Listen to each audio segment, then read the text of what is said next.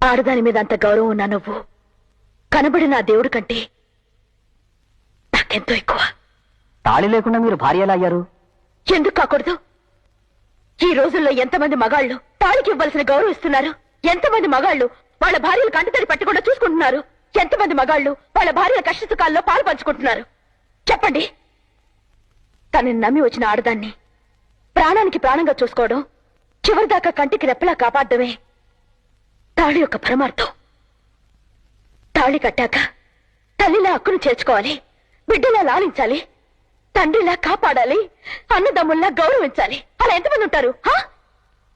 కాని రాముడు తాళి కట్టకుండానే నాకివన్నీ చేశాడు.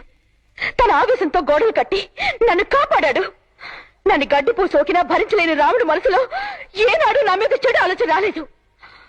ఓ మగాడిలా నన్ను దైవంలా చూసుకున్నాడు. అలాంటి రాముడు నాకు భర్త అని చెప్పుకోవడానికి నేను చాలా గర్వపడుతున్నాను. రాముడు, నువ్వు ఏ తాళైతే నాకు బహుమతిగా ఇవ్వాలనుకున్నావో ఆడదాని మీద